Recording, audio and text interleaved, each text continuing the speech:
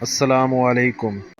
عبرت: ایک دکان پر لسی کا آرڈر دینے کے بعد ہم سب دوست آرام سے بیٹھے ایک دوسرے کو چھیڑ رہے تھے اور ہنسی مذاق کر رہے تھے کہ ہمارے سامنے ایک 70-75 سال کی بزرگ خاتون آ کھڑی ہوئی اور ہاتھ پھیلا کر بھیک مانگنے لگیں۔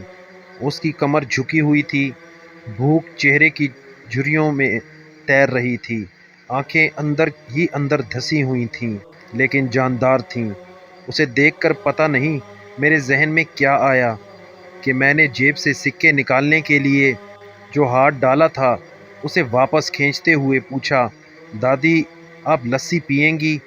اس بات سے دادی کو کم حیرانگی ہوئی لیکن میرے دوست زیادہ، کیونکہ اگر میں انہیں پیسے دیتا تو میں صرف 5 یا 10 روپے دیتا، لیکن لسی 120 روپے کی تھی، اس لیے میری لسی پی کر غریب ہونے اور بوڑھی دادی کے دھوکے سے امیر ہونے کے امکانات بہت بڑھ گئے تھے۔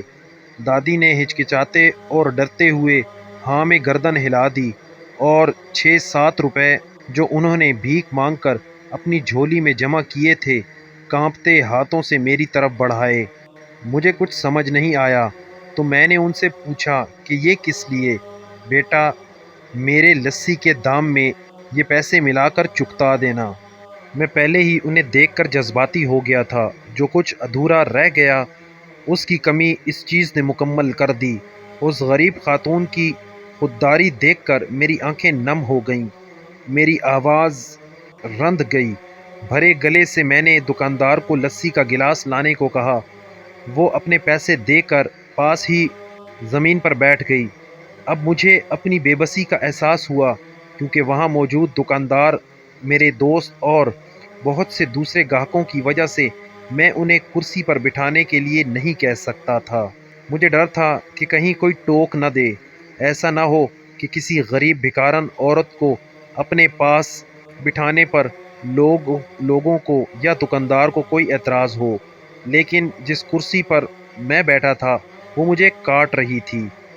جیسے ہی کلڑوں میں بھرے ہوئے لسی ہم دوستوں اور بوڑھی دادی کے ہاتھ میں آئی، میں اپنی کرسی سے اٹھ نیچے اس بوڑھی دادی کے پاس زمین پر بیٹھ گیا، اور یہ میرا اٹل فیصلہ تھا، کیونکہ میں ایسا کرنے کے لیے آزاد تھا، اس پر کوئی اعتراض نہیں کر سکتا تھا۔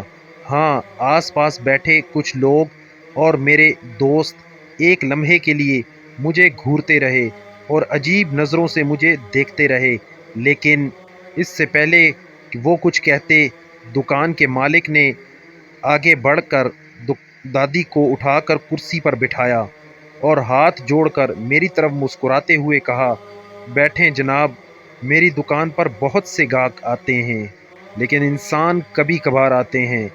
دکاندار کے کہنے پر میں اور بوڑھی دادی دونوں کرسی پر بیٹھ گئے۔